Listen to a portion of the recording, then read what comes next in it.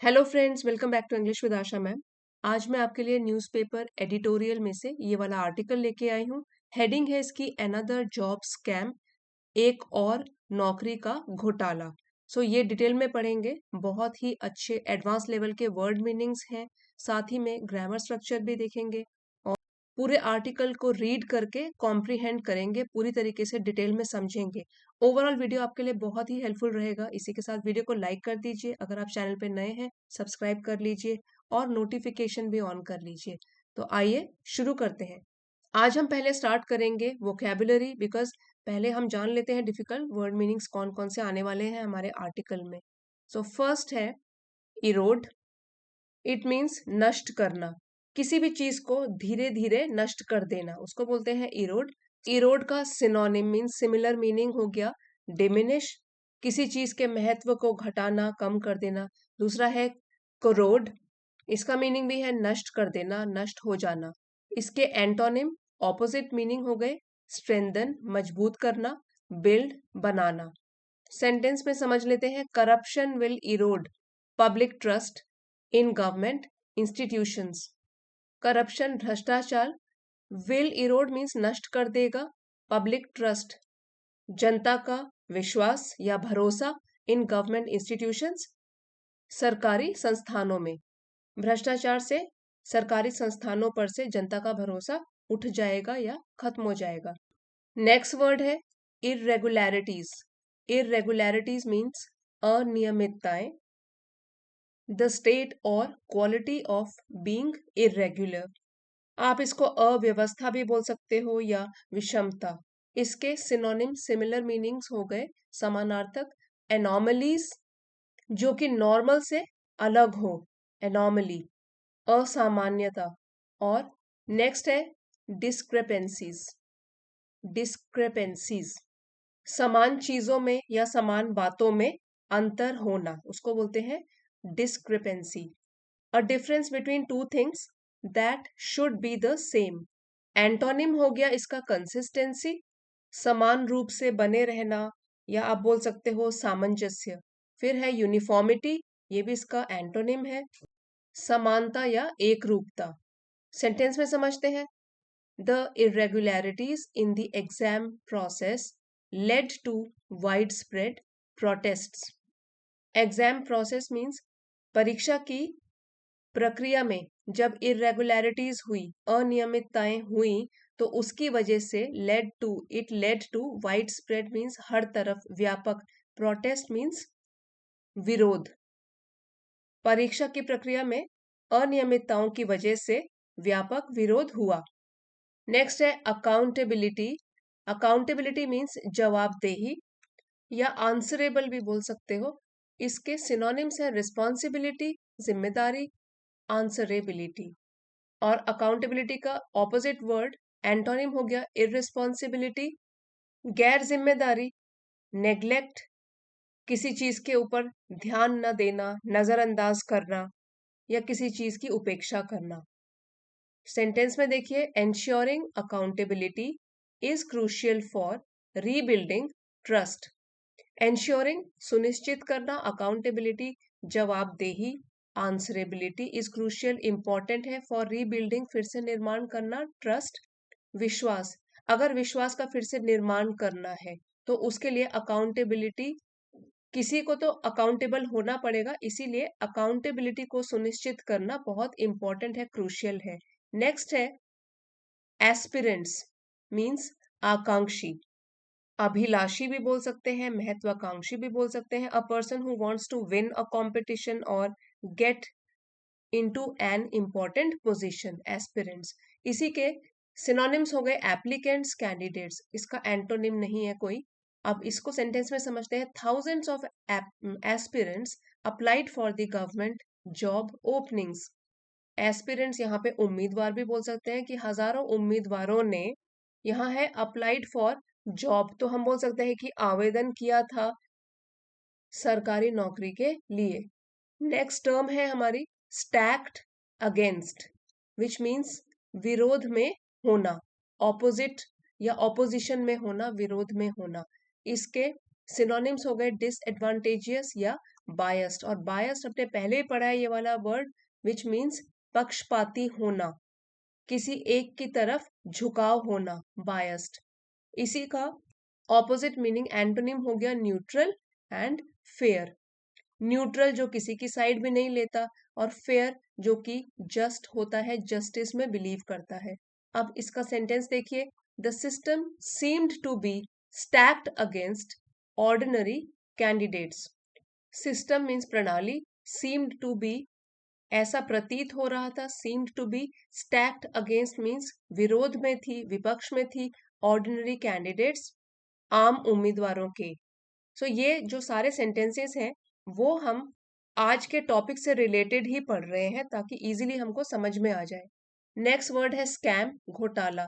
इसी के सिनोनिम्स हो गए फ्रॉड या डिसेप्शन, और इसके एंटोनिम्स हो गए ऑनेस्टी, ईमानदारी, ट्रांसपेरेंसी, पारदर्शिता, जहां कुछ छुपाने की जरूरत न पड़ती हो, transparency. The job scam exposed deep rooted corruption in the system.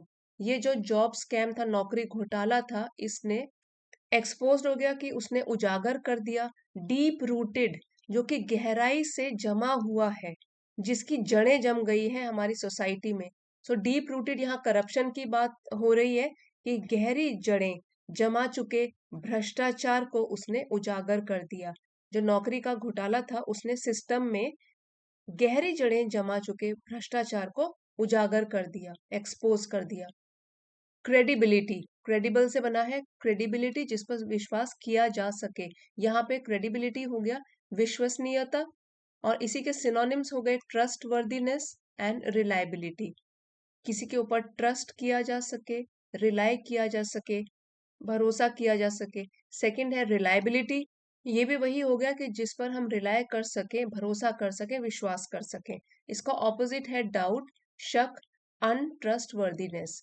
अन हमने प्रीफिक्स लगाया है तो इस वर्ड का ट्रस्ट वर्दीनेस इसका ऑपोजिट बन जाता है, अन लगाने से, प्रीफिक्स लगाने से। जैसे ट्रस्ट वर्दीनेस, इसमें हमने प्रीफिक्स लगा दिया अन, तो हमारा ऑपोजिट मीनिंग बन गया, उसका एंटोनिम बन गया। सेंटेंस देखिए, the credibility of recruitment exams is under scrutiny. Credibility विश्वसनीयता रिक्रूटमेंट एग्जाम्स की, भर्ती के एग्जाम्स की, परीक्षाओं की, इज अंडर स्क्रूटनी, और स्क्रूटिनी का मतलब होता है कि जांच, सावधानी से की जा रही जांच। नेक्स्ट वर्ड है डिस्पिरिटिंग। तो स्पिरिटेड तो ये होता है कि उत्साह से भरा हुआ, जोश से भरा हुआ, उसी का ऑपोजिट हो गया यहाँ पे डिस्पिरिटिंग मीन्स निराशाजनक। इसी के सिनोनिम्स हो गए डीमोरलाइजिंग और डिप्रेसिंग। मनोबल गिराने वाला डीमोरलाइजिंग, डिप्रेसिंग हो गया निराशाजनक। इसके एंटोनिम्स है एनकरेजिंग एंड अपलिफ्टिंग। अपलिफ्टिंग होता है ऊपर उठाने वाला, एनकरेजिंग है प्रोत्साहन देने वाला, उत्साह बढ़ाने वाला। सेंटेंस देखिए, the lack of fairness in exams is dispiriting for students. So fairness noun है, इसका मतलब हो गया कि ट्रीटिंग पीपल इक्वली, किसी का पक्ष न लेना, फेयरनेस दिखाना, निष्पक्षता। यहाँ पे लिखा है the lack of fairness in exams, परीक्षाओं में निष्पक्षता की जो कमी थी वो छात्रों के लिए निराशाजनक है। नेक्स्ट है level playing field, which means समान अवसर, एक जैसे अवसर, अपॉर्चुनिटीज, सेम टाइप्स। अब इसका भी सिनोनिम हो गया इक्वल अपॉर्चुनिटी, समान अवसर, फेयरनेस हमने अभी अभी पढ़ा इसका मीनिंग, और इसके ऑपोजिट हो गए बायस, पक्षपात, इनइक्वालिटी, असमानता। इसको सेंटेंस में पढ़िए, a level playing field must be ensured for all job applicants. So level playing field, समान अवसर, मस्ट बी एंश्योर्ड, सुनिश्चित करने या किए जाने चाहिए, फॉर ऑल जॉब एप्लीकेंट्स, सभी नौकरी के लिए आवेदकों के लिए। ऑब्विएट है नेक्स्ट वर्ड, ऑब्विएट विच मीन्स रोकना या निवारण करना, किसी समस्या को हटाना, रिमूव करना, टू रिमूव एनी डिफिकल्टी। इसी के सिनोनिम्स हो गए प्रिवेंट, एलिमिनेट। प्रिवेंट रोकना, एलिमिनेट हटाना, और एंटोनिम्स है अलाउ, परमिट, अनुमति देना, परमिशन देना। अब इसको सेंटेंस में समझते हैं, the normalisation system aims to obviate unfair advantages. So पहले अनफेयर एडवांटेज ये है अनुचित लाभ, नॉर्मलाइजेशन सिस्टम, सामान्यकरण प्रणाली, एम्स, सो इसका लक्ष्य है। Normalisation system aims to obviate unfair advantages. ये जो सामान्यकरण प्रणाली है इसका उद्देश्य है अनुचित लाभ को कम करना, ऑब्विएट कम करना, रोकना। नेक्स्ट वर्ड है डिविडेंड विच मीन्स लाभ, बेनिफिट, रिटर्न, ये इसके सिमिलर मीनिंग है। और एंटोनिम्स हो गए लॉस और डिसएडवांटेज, हानि या नुकसान।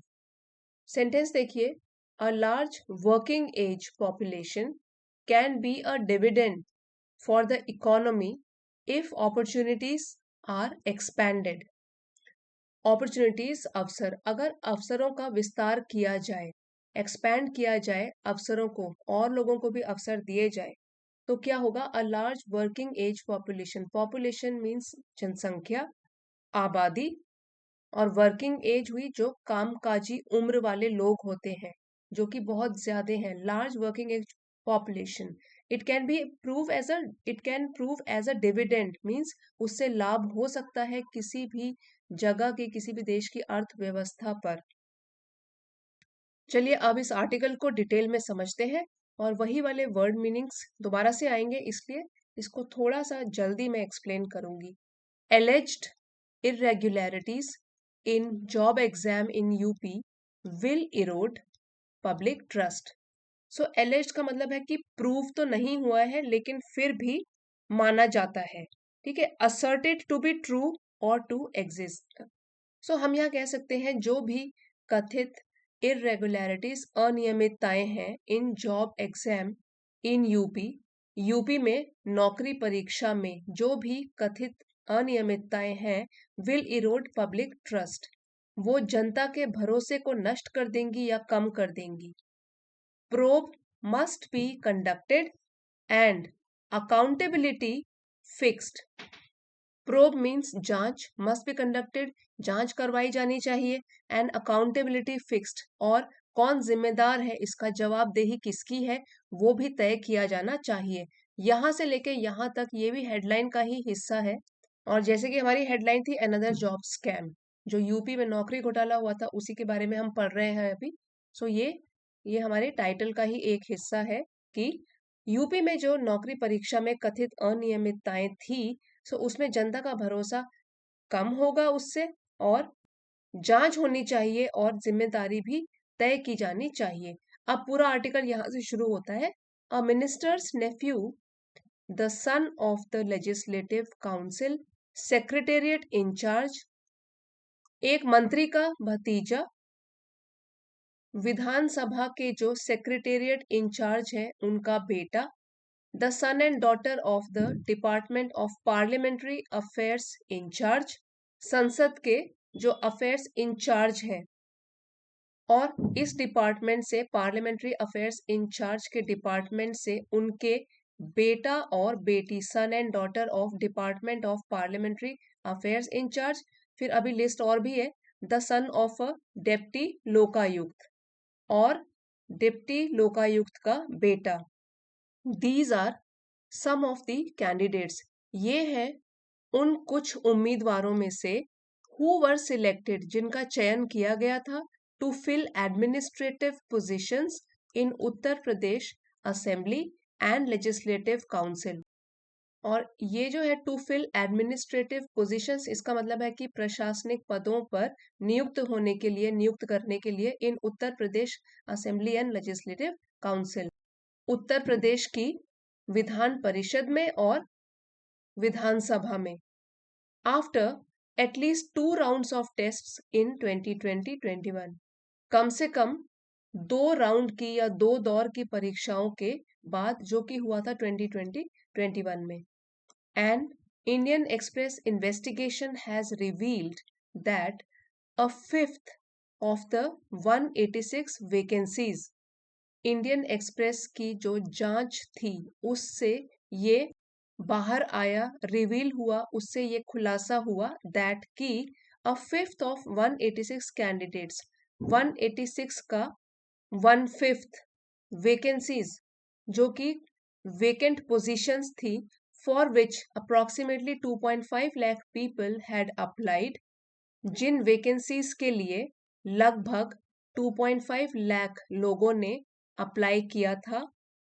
Went to relatives of officials, वो वेंट टू मतलब यहाँ पे पोजीशंस की बात हो रही है, वैकेंसीज की बात हो रही है। देखिए वैकेंसीज, वो क्या हुआ, went to relatives of officials, वो वैकेंसीज चली गई। ऑफिशियल्स मीन्स अधिकारियों के रिश्तेदारों के लिए। with at least 5 successful candidates connected to owners of the two private firms. At least 5 successful candidates, इसका मतलब है कि इनमें से कम 5 चयनित उम्मीदवार जो कि जिनका चयन हो चुका था, जो सक्सेसफुल हो गए थे, connected to owners of the two private firms that had conducted the recruitment test. वो किन के लिए चली गई, उन 2 निजी कंपनियों के मालिकों के पास चली गई, that had conducted the recruitment test, जिन्होंने की इस परीक्षा का आयोजन किया था, रिक्रूटमेंट टेस्ट का आयोजन किया था। तो ये जो 5 सक्सेसफुल कैंडिडेट्स थे, इनका भी कनेक्शन था, ये जुड़े हुए थे किनसे, ओनर्स ऑफ 2 प्राइवेट फर्म्स, उन प्राइवेट फर्म्स के ओनर मालिकों से जिन्होंने की इस रिक्रूटमेंट टेस्ट को आयोजित किया था। For young aspirants competing for the security and mobility afforded by a few hundred government jobs, young aspirants जो कि युवा उम्मीदवार होते हैं, competing जो कि compete करते हैं, for the security सुरक्षा and mobility afforded और जो गतिशीलता afforded प्रदान की जाती है by a few hundred government jobs, कुछ 100 सरकारी नौकरियों के द्वारा जो ये सुरक्षा प्रदान की जाती है, उसके लिए जो युवा उम्मीदवार होते हैं, अब यहाँ पे कॉमा है, these revelations would be further evidence of the odds being stacked against them. ये जो खुलासे हैं, दीज रेवलेशन, ये खुलासे जो सामने आए हैं, वुड बी फर्दर एविडेंस, वो और भी ज्यादा और भी आगे सबूत होंगे, ऑफ द ऑड्स, ऑड्स हो गई बाधाएं, मुसीबतें, बीइंग स्टैक्ड अगेंस्ट देम, जो कि उनके खिलाफ खड़ी हैं।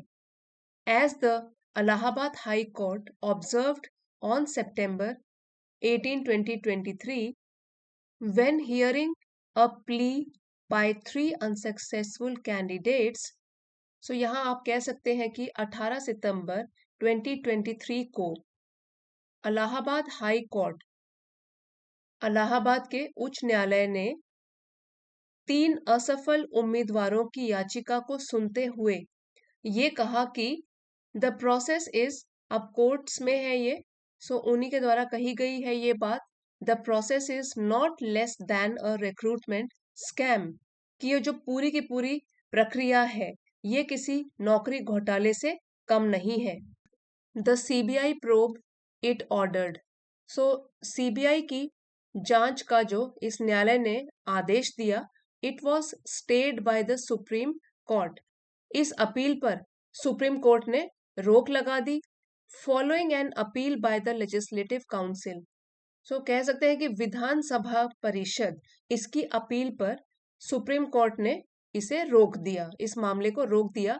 With the next hearing scheduled for January 6, और अगली सुनवाई होगी जो कि शेड्यूल्ड है, आगे के लिए तय की गई है date, January 6, 2025।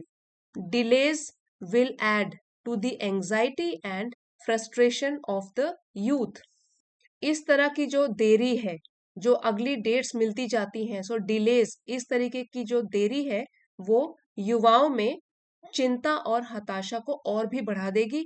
Eight a time when public trust in education and recruitment exams is already low, खासकर ऐसे समय में, एट अ टाइम जब पब्लिक ट्रस्ट, जनता का भरोसा, इन एजुकेशन, शिक्षा में, एंड रिक्रूटमेंट एग्जाम्स, भर्ती परीक्षाओं में, इज ऑलरेडी लो, पहले से ही कम है उनका भरोसा।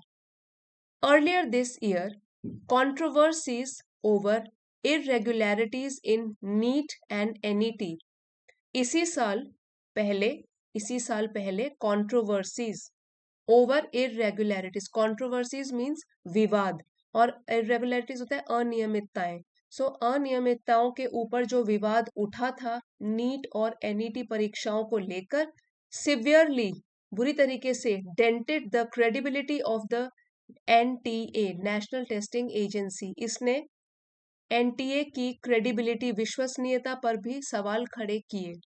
While an investigation by this newspaper in February revealed 41 documented instances of paper leaks in recruitment exams across 15 states in 5 years. पिछले 5 सालों में 15 राज्यों में 41 जो है documented means in written instances, examples of paper leak, जहां पे पेपर लीक हुए थे और वो भी भर्ती परीक्षाओं में। इसी न्यूज़पेपर के द्वारा जो एक जांच हुई थी उसमें ये रिवील हुआ, उसमें ये खुलासा हुआ। And affecting 1.4 crore job seekers, जिसकी वजह से 1.4 करोड़ नौकरी ढूंढने वाले जॉब सीकर्स ये प्रभावित हुए। दीज इंस्टेंसेस, ऐसे जो उदाहरण होते हैं, टेकन टुगेदर, अगर उनको एक साथ लिया जाए, एक साथ ध्यान में रखा जाए, point to a deeper crisis that needs urgent attention. So ये जो सारी घटनाएं हैं ये एक गहरे संकट की तरफ इशारा करती हैं। दैट नीड्स अर्जेंट अटेंशन, ऐसी क्राइसिस, ऐसा संकट जिसको कि तत्काल देखने की आवश्यकता है। अर्जेंट अटेंशन, इट नीड्स, इसको तत्काल सुलझाने की आवश्यकता है, तत्काल देखने की आवश्यकता है। Eight a time when jobs that number in the मियर hundreds attract lakhs of applications, एक ऐसे समय में जब नौकरियां जिनका नंबर तो केवल 100 में है, हंड्रेड्स में है, और वो आकर्षित करती है, अट्रैक्ट करती है लाखों एप्लीकेंट्स को। मींस अगर 100 वैकेंसीज है, मियर हंड्रेड्स, ठीक है, उसके लिए लाखों एप्लीकेशंस आती हैं। It is all the more important that a level playing field is ensured, तो और भी इम्पोर्टेंट हो जाता है, और भी आवश्यक हो जाता है कि समान अवसर प्रदान किए जाए, सुनिश्चित किए जाए सभी लोगों के लिए। लेवल प्लेइंग फील्ड, समान अवसर। When the integrity of such a system is compromised, जब ऐसे किसी प्रणाली के ऊपर सवाल उठाए जाए, उसकी अखंडता पर समझौता किया जाए, या ऐसी संस्था की नींव भी कमजोर की जाए, as seen in the NEET NET episode, जैसा कि देखा गया था नीट और एनईटी एपिसोड में, इस टाइम पे या इस विवाद में, it can be extremely dispiriting for young people. तो ऐसा जो सीन होता है वो, तो जो युवा लोग होते हैं उनके लिए बहुत ही बेहद निराशाजनक हो जाता है, एक्सट्रीमली डिस्पिरिटिंग, निराशाजनक हो जाता है। Who have spent years preparing for an examination, जिन्होंने कि बिताए हैं सालों प्रिपेयर करते हुए, तैयारी करते हुए किसी भी परीक्षा की, that they believe will change their lifes for the better, जिसको कि वो सोचते हैं कि हार्ड वर्क करके उनकी जिंदगी बदल जाएगी बेहतर के लिए, या उनकी जिंदगी और भी बेहतर हो जाएगी। तो ऐसे उम्मीदवार जो होते हैं, ऐसे लोग होते हैं जो एप्लीकेशंस भरते हैं और तब ऐसा घोटाला सामने आता है, तो ये एक चिंता का विषय बन जाता है।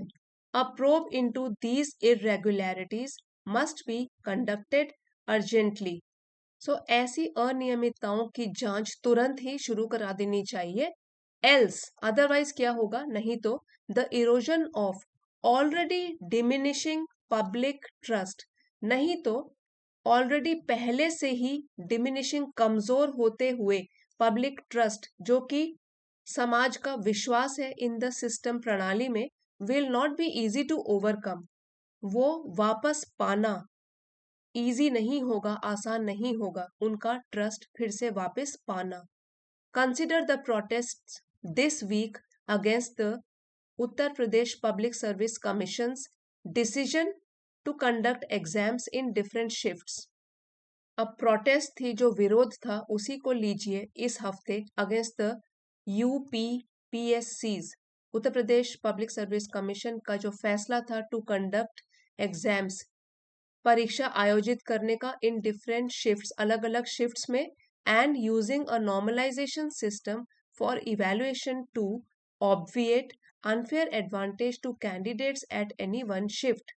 सो इनका जो डिसीजन था, फैसला था कि वो एग्जाम कंडक्ट करेंगे अलग अलग शिफ्ट में, और यूज करके नॉर्मलाइजेशन सिस्टम मीन्स सामान्यकरण प्रणाली फॉर इवेल्युएशन, मूल्यांकन करने के लिए, टू ऑब्विएट अनफेयर एडवांटेज, ऑब्विएट दूर करना, निवारण करना, अनफेयर एडवांटेज अनुचित लाभ जो मिलता है कैंडिडेट्स को एट एनी वन शिफ्ट, किसी एक शिफ्ट में.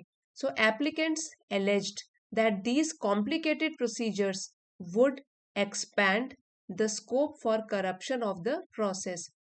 सो जो भी आवेदक थे उन्होंने आरोप लगाया, alleged that these complicated procedures, की जो ये जटिल प्रक्रियाएं हैं, it would expand the scope for corruption, तो ये भ्रष्टाचार की संभावना को बढ़ा देंगी.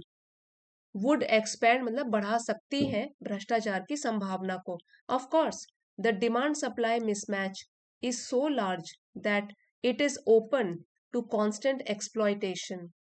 बेशक डिमांड और सप्लाई में जो मिसमैच है, जो मैच नहीं करता है, इनका जो रेशो है वो बिल्कुल भी मैच नहीं करता, ये इतना बड़ा है, is so large that it is open to constant exploitation, कि लगातार इस चीज के द्वारा लगातार लोगों का शोषण होना, ये कोई हैरानी वाली बात नहीं है, इसका तो लगातार शोषण होता ही रहता है इसके द्वारा. For a country hoping to reap the dividend of a large working age population, expanding opportunities should be top priority. एक ऐसे देश के लिए जो कि आशा करती है कि वो अपनी जनसंख्या जो कि वर्किंग एज में है और वो भी लार्ज है, बहुत ज्यादा है, तो उसके लिए एक्सपेंडिंग अपॉर्चुनिटीज, अवसरों को और भी बढ़ाना, शुड बी टॉप प्रायोरिटी, वो उसकी सबसे बड़ी प्राथमिकता होनी चाहिए. सो उस देश के लिए रोजगार के अवसरों का विस्तार करना, यही उसकी प्राथमिकता होनी चाहिए. सो फ्रेंड्स, अगर इस पूरे आर्टिकल में शॉर्ट में बोला जाए तो हम कह सकते हैं ये जो पूरा का पूरा लेख है, ये भारत में जो भी भर्ती प्रक्रियाएं होती हैं और उसकी गहरी समस्याओं को हमारे सामने लेकर आया है, हमारे सामने उजागर करता है. और खासकर जो उत्तर प्रदेश में हाल ही में जो नौकरी घोटाले पर हुआ था, उसके बारे में बताता है. जो भी ये चयन प्रक्रिया है, जिसके द्वारा सिलेक्शन मेथड होता है, सिलेक्शन प्रोसीजर होता है, उसमें भाई भतीजावाद, जिसको नेपोटिज्म भी बोलते हैं, और अनियमितताएं होती हैं, इसके खुलासे हुए हैं, जिसकी वजह से जनता का भरोसा इन चीजों के ऊपर से उठ गया है. और इसके साथ साथ कानूनी प्रक्रियाएं जो होती हैं उसमें भी देरी होती है, इसलिए हताशा और निराशा और भी बढ़ जाती है. सो यही हमने इस पूरे आर्टिकल में पढ़ा और शॉर्ट में मैंने आपको इसका जिस्ट बताया. आज का वीडियो अगर आपके लिए हेल्पफुल रहा है फ्रेंड्स, तो प्लीज कमेंट करके बताइएगा और लाइक शेयर जरूर कीजिएगा. Thank you for watching. अगले वीडियो में मिलते हैं.